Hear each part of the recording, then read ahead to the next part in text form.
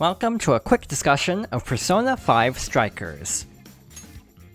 As a huge fan of Persona 5 and Royal, I was really excited for this game, but I'm actually finding it a little bit underwhelming.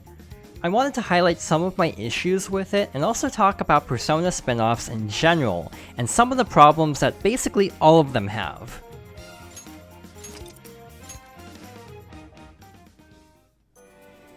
Developed by Atlus and Tecmo Koei, Persona 5 Strikers definitely captures the look and feel of the world of Persona 5.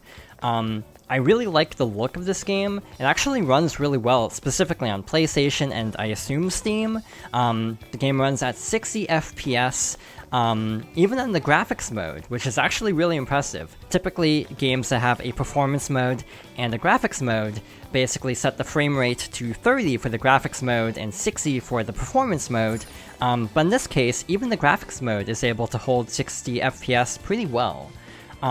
The overall style of the world is very similar to Persona 5, beyond the better performance, and unfortunately on Switch it's still locked to 30 FPS, so in some ways that version actually feels a little bit closer to the original Persona 5. So, I'm enjoying the game so far. I've finished the second major area. One nice thing in this game compared to the original is the basic plot involves the Phantom Thieves going on a road trip throughout Japan to stop various metaverse activities in different areas. So, for example, the second area is Sendai during a Tanabata festival, so that's a cool set piece that's very different from the main game, which was mostly set in like one major area. It's also nice just getting to spend more time with these characters. Even though I have a lot of problems with Persona 5, I still really like the game, and its cast is a huge part of why. But a lot of its characters are kind of underdeveloped, so getting to spend more time with them in a sequel is actually kind of cool. Characters that don't get a lot of screen time kind of get a few more chances to shine by having a full sequel like this. But there is also the problem of this being a sequel, so all of the confidants, or social links as they were known in the previous games, already took place. You know, all the character development that happened in the main story has already taken place. So in some ways the characters, while they're still likable, they feel a little bit more static than in Persona 5 originally. Also notice that I keep saying Persona 5.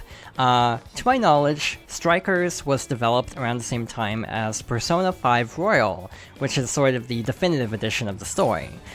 This has the problem of any elements that were introduced in Royal, those aren't here. So this is a problem that other games in the past had, specifically Persona 4 Arena.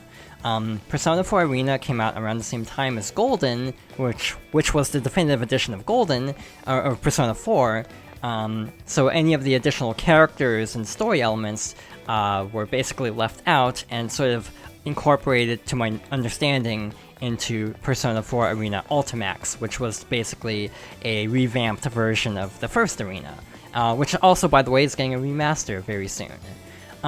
So yeah, on the surface, this game is still very enjoyable as a Persona sequel, or Persona 5 sequel, but it does feel a little bit lacking in some ways, and I feel like the Royal content would have helped a lot. Knowing how much Atlus likes to re-release games, and how much Tecmo Koei likes to re-release games, it would not shock me at all if there's eventually like a definitive edition of Strikers that adds in Royal content. So, the actual exploration of the world is very similar to the first game, but the actual dungeon areas, known as palaces originally, are very different. So let's head to the hideout.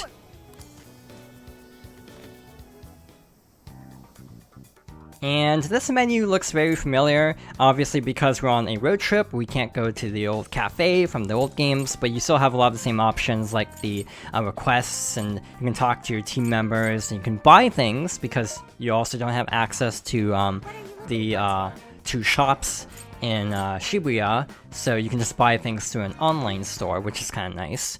You can also cook, so similar to in the old game where you could basically cook items at the coffee shop, you can basically do that on the road now. So you have a lot of the same options. But yeah, one downside of this whole city focus of basically going on a road trip is when you leave a city, you can't go back. So you have to really make sure you've accepted and completed every side quest you want to do, you've gotten all the souvenirs you want, because certain areas have specific items exclusive to it. So yeah, you have to really make sure you've gotten every item before you leave. But one interesting feature is even though you can't return to previous cities, you can go back to previous dungeon areas. So in this game, the palaces are known as jails, and you can actually go back to earlier ones. So let's head here. Alright, let's go.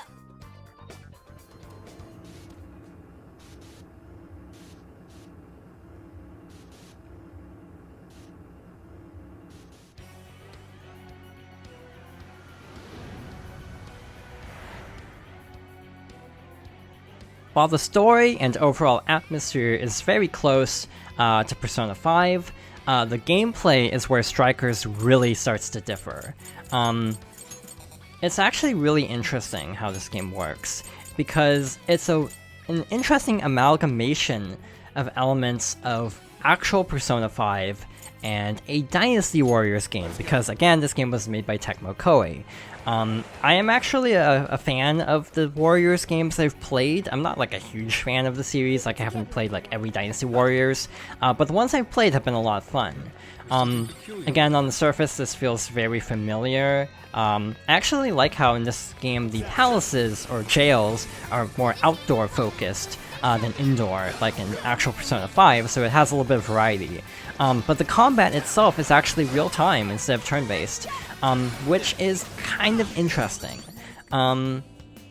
I feel like this game does a surprisingly okay job of integrating elements of Persona 5 into Dynasty Warriors combat, but some of the choices don't entirely mesh well.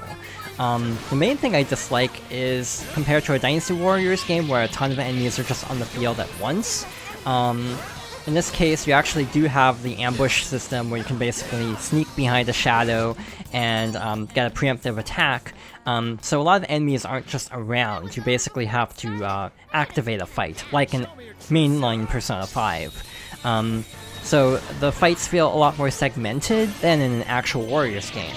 The combat itself is very fun, it's very flashy, and kind of a weird mix of simple, like you'd expect out of Dynasty Warriors, but with a lot more nuance. Like, you do have the traditional Persona system. If you hold the right bumper, you basically have all your personas that you can just toggle through like this. You can choose spells like you normally would. And another problem with the merge of the two gameplay styles is, especially early game, Persona feels very different than a Dynasty Warriors, because in a Dynasty Warriors game, you start out feeling very powerful. Even at level 1, you can basically go through and defeat a lot of enemies with relative ease.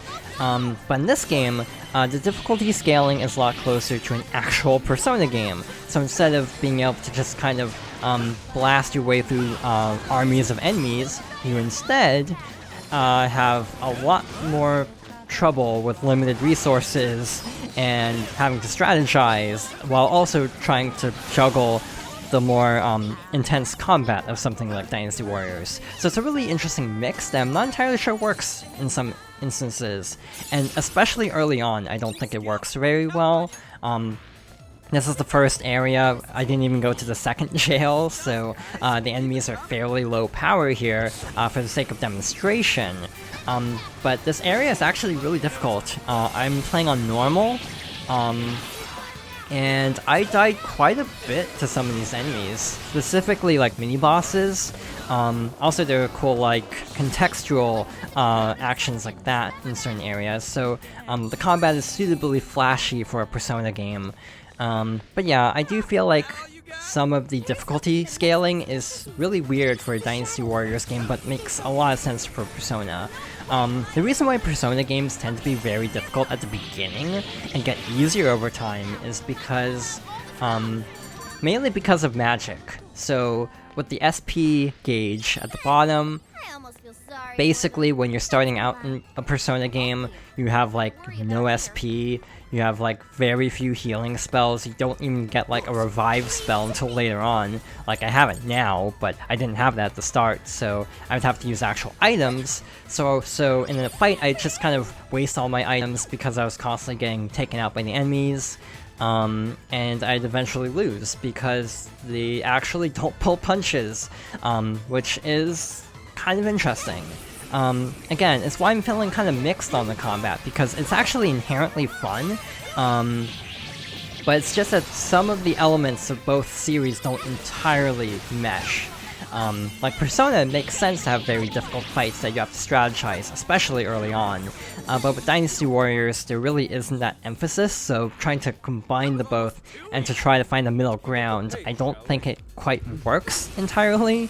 But it's still really enjoyable, especially now that I've gone past this first palace or jail. That was the most challenging in terms of like resource management. Now that I have plenty of SP, multiple characters that have really good healing spells, I'm actually having a much better time with the game. Like the second palace, I keep calling them palaces because that's what they were in the original. The second jail went way smoother than the first, just because it had more to work with, and that's just a general problem with Persona games. So yeah, it's a very different style of Warriors game. This is probably the most I've actually struggled with one in terms of main story, not counting like optional challenges or anything that are designed to be really difficult. But yeah, just like the first area is not easy, which in some ways is refreshing because that means you actually have to strategize a lot more, but it's also kind of like, feels kind of contrary to the overall style of a Dynasty Warriors style game. One cool feature, though, is the actual ability to switch characters, which you really couldn't do in Persona 5. You basically had Joker as the leader at all times. But in this game, you can basically pass it off to anyone in the current party, and you have access to basically all but one character from Persona 5, and if you play Persona 5, the character you don't have access to would make sense, but I'm not going to go into more detail than that. But yeah, I feel like having the Royal cast would have helped a bit. To be fair, I'm actually not sure how many characters I would have added in hindsight, but it would have been interesting to see them try to integrate a character in, because it kind of creates this awkward situation where the gang's getting back together again, and then you have one character missing, and it's just kind of weird. But overall, I'm still enjoying it for what it is. You just have to remember that this was developed at the same time, roughly, so maybe someday there'll be a definitive edition of this that has, like, additional characters and such, but for now, just thinking of this as a spin-off sequel to just Persona 5 is pretty alright. Yeah, in terms of the overall gameplay and story, I do feel like, in general, Persona games, specifically the sequels slash spin-offs, because like Ultimax is like a sequel, but it also plays dramatically differently. They all kind of have the same problems of the cast and like basically making gameplay elements mesh with each other. Like Persona Q tries to combine basically Persona gameplay with Etrian Odyssey, and because Etrian Odyssey plays a bit differently than actual mainline Persona, it also creates some issues with some things feeling a bit too different and not quite meshing with the basic gameplay mechanics of something like Persona versus Etrian Odyssey. As someone who hasn't finished Persona Q, my biggest issue with that game is actually its story. Similar to this game, it kind of has the problem of all the character development has to happen in the main game, so the characters are kind of one note in the actual storytelling of Persona Q. But one thing that this game does a little bit better is not making all the characters into comic relief. So the characters still feel mostly in character, compared to Q, where there was a lot of dialogue in that game that was just kind of annoying because of so many of the cast were just kind of made to be like jokey and very one note, like most notably like Chie and Akihiko from 4 and 3 respectively, being very flat characters compared to in the originals, and like, I haven't played Q2 to know if that's any better. I'm still stuck on Persona Q1 in all honesty, so maybe it gets better. But yeah, in general, the really weird character portrayals of everyone being like really like one-dimensional for the sake of comedy, it kind of lost me after a while. It got to like the 3rd dungeon and bailed. So yeah, the one nice thing in this game is that at least the characters, even though they aren't as like dynamic as in the mainline games, they aren't quite as like almost like caricatures of their main personalities like in something like Q. I actually haven't played Arena in a really long time. That was actually like one of the first fighting games I ever played, like in 2012. So it's been a while. I'm looking forward to Ultimax, but I've heard some not so positive things about Ultimax and its like story. So I'm curious to see how I feel about this.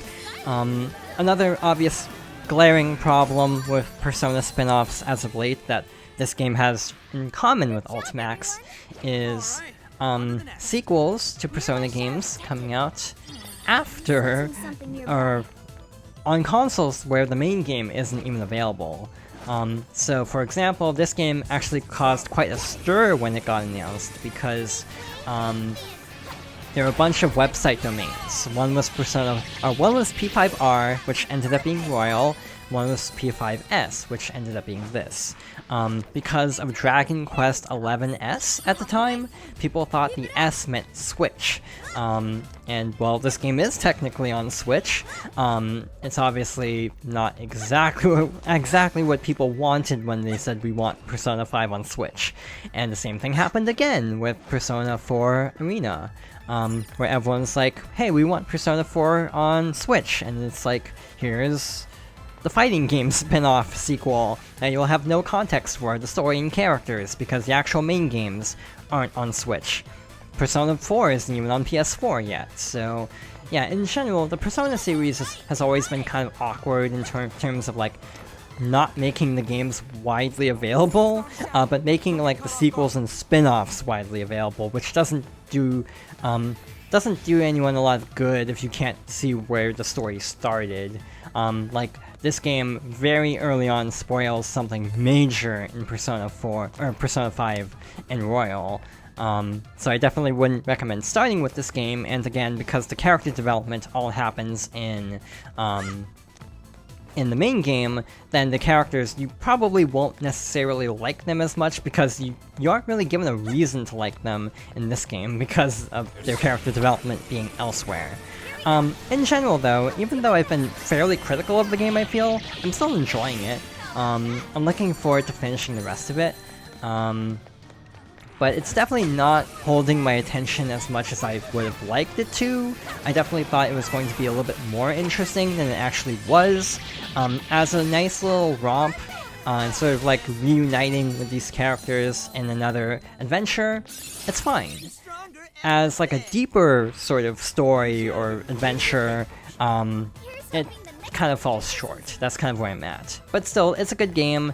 It's available on everything except Xbox, so it's on PlayStation 4, Switch, and Steam. And yeah, if you like Persona 5 and want to see more of these characters, and have a sort of like alright story with these characters, it's good, but it's definitely not quite at the same level. Yeah, I think that about covers my thoughts so far on Persona 5 Strikers. So thank you for watching, and I hope you'll join me next time for another discussion.